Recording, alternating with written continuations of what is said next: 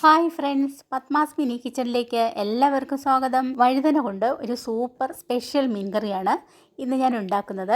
ഈ കറി ആദ്യം കഴിക്കുന്ന ഒരാളിന് ഇത് യഥാർത്ഥത്തിൽ മീൻ കറിയാണെന്നേ കരുതുകയുള്ളൂ. അത്ര പെർഫെക്റ്റ് ആണ് ഈ കറി. ഇതിൻ്റെ റെസിപ്പി എങ്ങനെയാണെന്ന് നോക്കാം.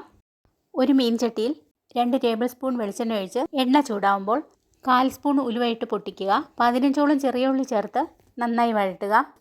ഇനി 2.5 ടേബിൾ സ്പൂൺ മല്ലിപ്പൊടി, 1.5 ടേബിൾ സ്പൂൺ സാദാ മുളക് പൊടി, 1 ടേബിൾ സ്പൂൺ കാശ്മീരി മുളക് പൊടി, 1/2 ടേബിൾ സ്പൂൺ മഞ്ഞൾപ്പൊടി എന്നിവ ചേർത്ത് പൊടികളുടെ പച്ചച്ചുവ മാറുന്നതുവരെ മൂപ്പിച്ചെടുക്കാം. ഇനി സബ്സ്ക്രൈബ് ചെയ്യാത്തവരുണ്ടെങ്കിൽ ഒന്ന് സബ്സ്ക്രൈബും ഷെയറും ചെയ്യണേ.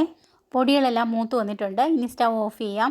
പ്രധാന ഇൻഗ്രീഡിയൻസ് ആയ 6 വഴുതന നന്നായി കഴുകി വൃത്തിയാക്കി നീളത്തിൽ ചെറിയ കഷ്ണങ്ങളായി കട്ട് ചെയ്തെടുത്തിട്ടുണ്ട്.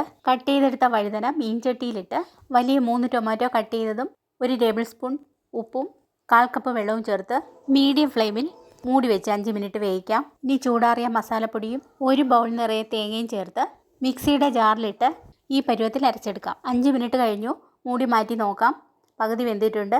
അതിലേക്ക് അരപ്പിട്ട് നന്നായി മിക്സ് ചെയ്യാം. ഈ സമയം കുറച്ച് വെള്ളത്തിൽ ഒരു നെല്ലിക്ക വലിപ്പത്തിനെടുത്ത പുളി കുതിർത്തെടുത്തിരുന്നു.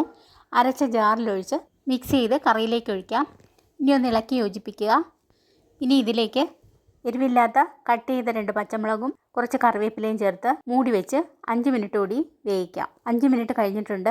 വഴുതന മീൻ കറി പാകമായി വന്നിട്ടുണ്ട്. സ്റ്റവ് ഓഫ് ചെയ്തതിന് ശേഷം 2 മിനിറ്റ് മൂടി വയ്ക്കാം. 2 മിനിറ്റ് കഴിഞ്ഞു.